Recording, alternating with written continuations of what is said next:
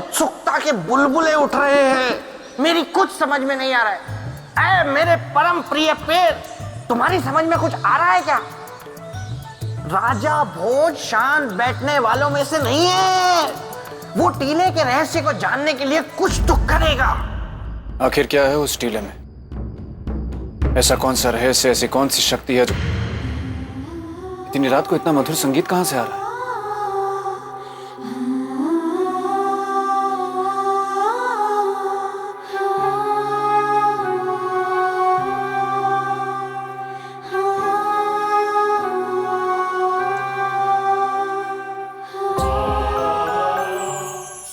जीवित तितलियां?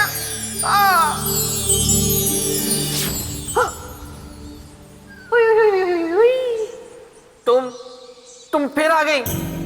हाँ मेरे बेटा, तुम सुर और मैं ताल।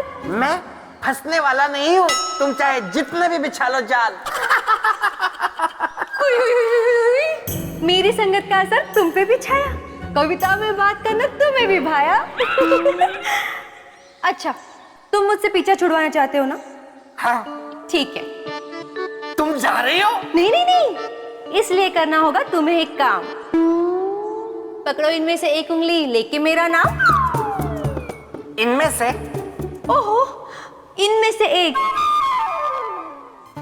इनमें से एक उंगली है विवाह के लिए हाँ की, और दूसरी उंगली है विवाह के लिए ना की। देखते हैं इनमें से गलत उंगली चुनते हो या सही।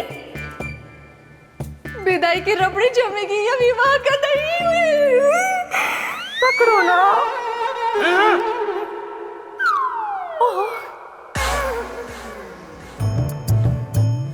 आज मैं ये कहानी खत्म कर दूंगा।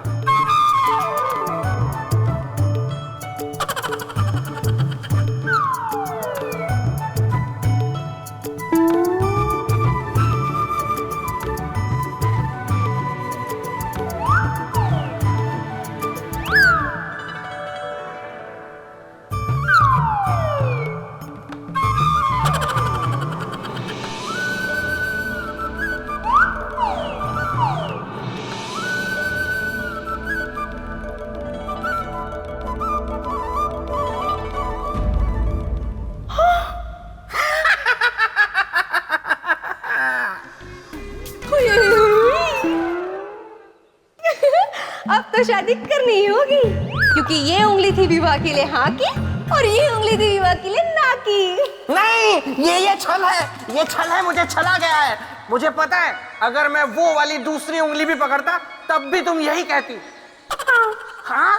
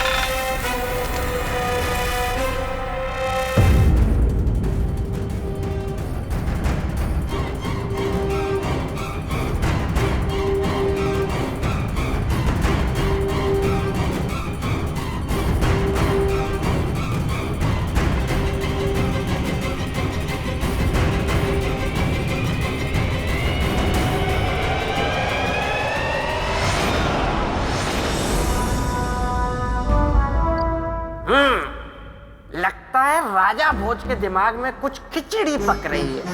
ओहो, आपको खिचड़ी पसंद है?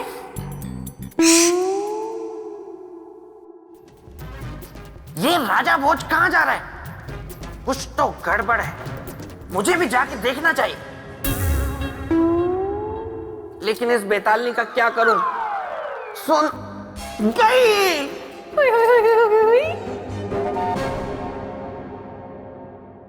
सुनो, तुमने सोने की चिड़िया देखी है? नहीं। देखोगी? नहीं। देख लो ना, मैं दिखाऊंगा। बहुत बड़ी सोने की चिड़िया है, तुमने कभी नहीं देखी होगी। वो देखो, वहां दूर वो जगह दिख रही है तुम्हें? हाँ, वहां पे देखती रहो। वहां पे एक बहुत बड़ी सोने की चिड़िया अभी आएगी और वो चिड़िया बस उड़ी।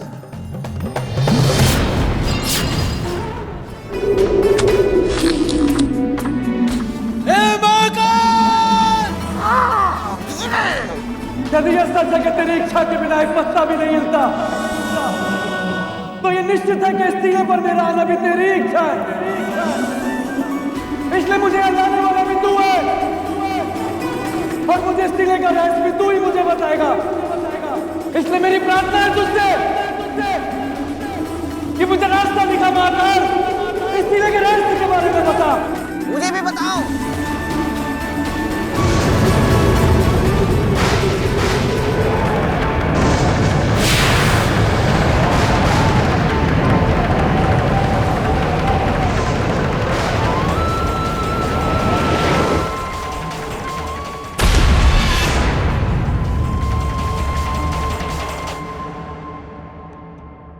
ये कौन सी जगह है? मुझे भी देखनी पड़ेगी।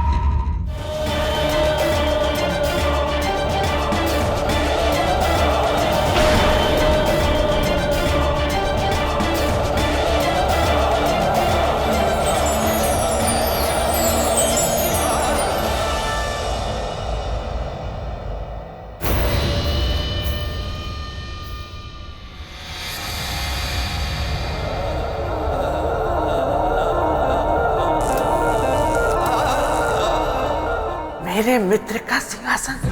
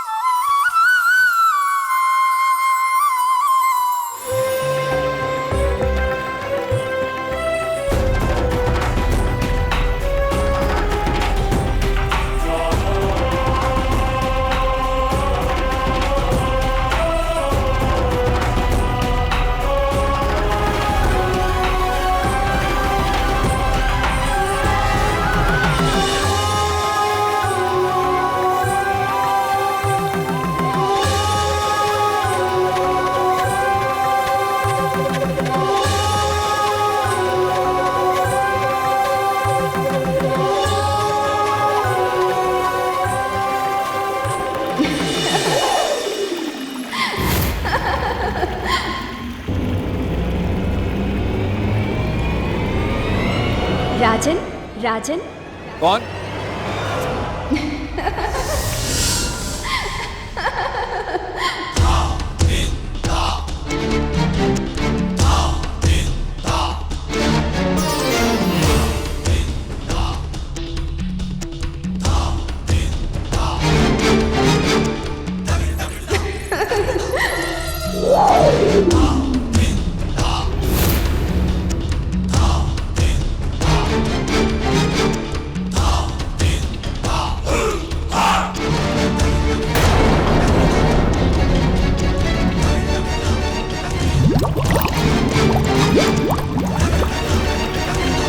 चौंकिए मत राजन,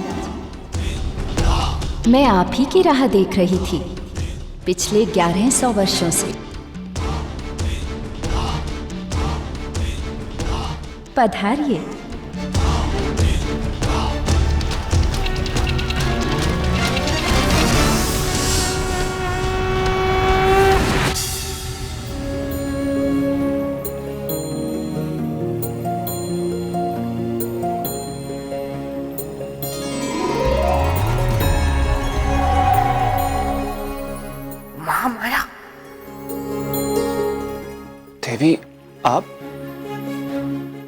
आप और मेरी राह, और वो भी पिछले 1100 वर्षों से। देवी, मैं कुछ समझा नहीं। अभी तो आए हैं, समझ जाएंगे। आप बस इतना समझिए कि व्यक्ति समय और भाग्य का दास होता है। उपयुक्त समय आया तो भाग्य ने आपको यहाँ तक पहुँचा दिया। अब इससे आगे आपके उद्देश्य तक आपको आपका कर्म ले जाएगा। कर्म का धर्म जग में अति महान, जो न समझे इसके मर्म को वो व्यक्ति मूर्ख महान। देवी, परंतु आप हैं कौन?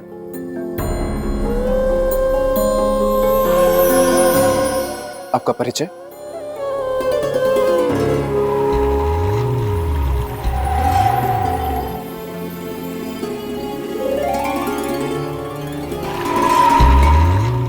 रहस्य का भंवर बहुत तेज और गहरा होता है राजन। रहस्य के भंवर से निकलना सहज नहीं होता।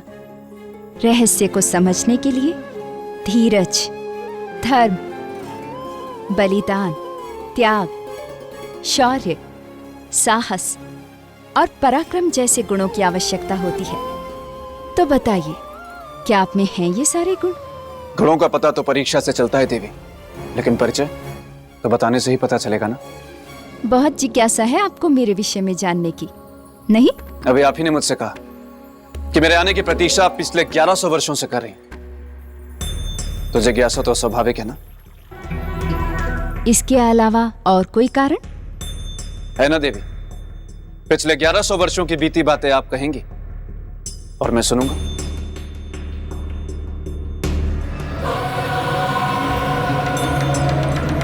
माया में खोया, माया में लिप्त, माया में रचा बसा ये संसार। सबको दिखता सच, पर ये सारा जग माया का भ्रमजाल। देवी, मैं कुछ समझ नहीं पाया। क्या रहस्य? नहीं, आपका परिचय? हाँ, मेरा नाम महामाया है। मैं रक्षिका हूं यहाँ की। किसकी? इस स्थान की या फिर इस सिंहासन की?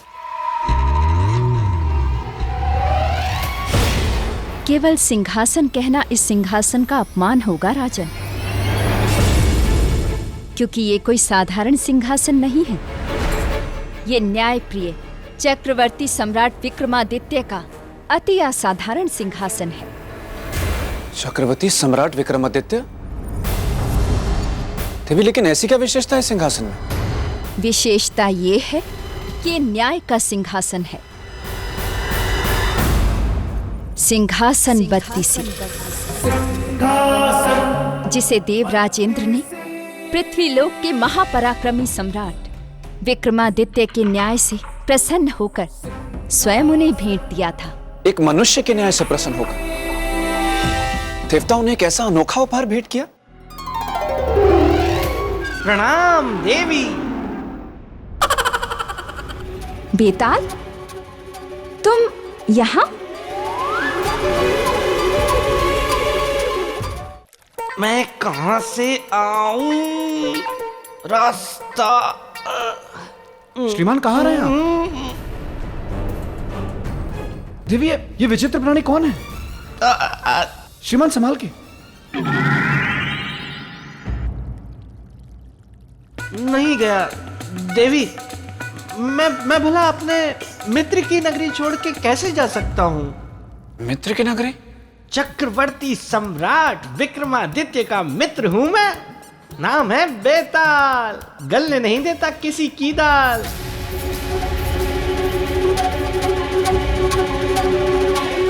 बेताल, तुम यहाँ क्या करने आए हो? देवी, जहाँ मेरे मित्र विक्रमादित्य की चर्चा हो रही हो, वहाँ मेरा होना तो अनिवार्य है ना देवी। मैं तो पहले ही आ गया था, छुप के बैठा हुआ था, सब सुन रहा था मैं। बेताल, तुम कभी नहीं सुधरोगे।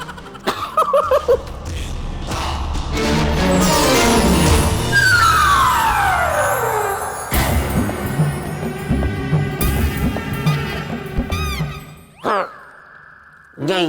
हाँ तो मैं यहाँ हूँ बेताल।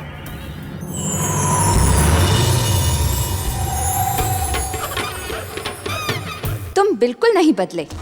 जैसे 1100 वर्ष पूर्व थे, आज भी बिल्कुल वैसे ही हो। बड़ी कठिनाइयों के साथ मैंने सिंहासन के स्थान को गुप्त रखा था तुमसे, पर शायद राजा भोज ने तुम्हें वो मार्ग दिखा दिया।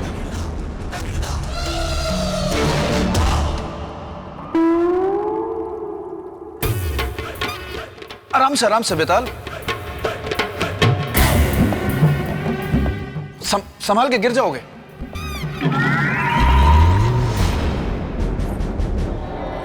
ग्यारह 1100 वर्षों के उपरांत आपके दर्शन और इस सिंहासन के दर्शन करके मैं बहुत प्रसन्न हो गया हूँ। कहीं तुम्हारी प्रसन्नता हमारी चिंता का कारण न बन जाए। नहीं नहीं नहीं नहीं नहीं देवी, कदापि नहीं।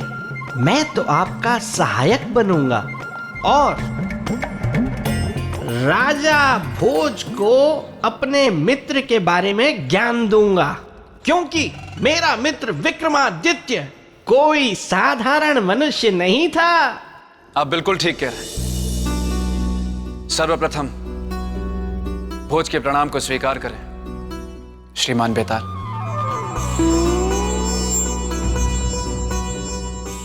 मैं अवश्य जानना चाहूंगा आपके मित्र चक्रवर्ती सम्राट विक्रमादित्य के बारे में, उनकी महिमा के बारे में। देवी, कृपया करके मुझे उनके बारे में बताएं। जी राजन, प्राचीन समय की बात है जब सूर्यदेव और शनिदेव में श्रेष्ठता को लेकर गहरा विवाद हो गया और उसी विवाद को निपटाने के लिए सभी ग्रह पहुंचे इंद्र के दरबार में। इंद्रदेव, आज आपको निर्णय करना ही होगा कि हम दोनों में श्रेष्ठ कौन है, मैं या सूर्यदेव।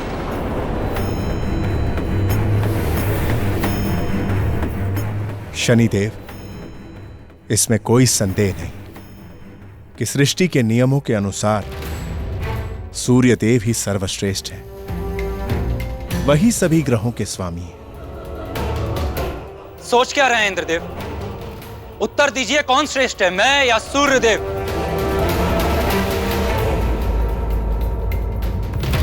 सोच क्या रहे हैं इंद्रदेव? निर्णय दीजिए कि हम दोनों में श्रेष्ठ कौन है, मैं या फिर सूर्यदेव?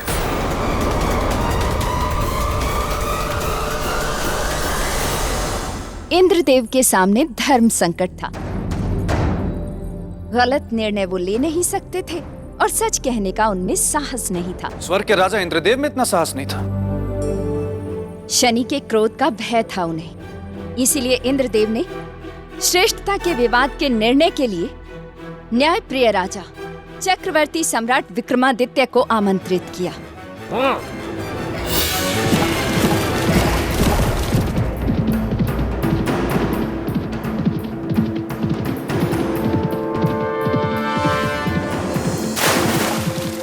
उस काल में पृथ्वी लोक से स्वर्ग लोक तक सशरीर जाने वाले एकमात्र वही राजा थे, न्यायप्रिय चक्रवर्ती सम्राट विक्रमादित्य।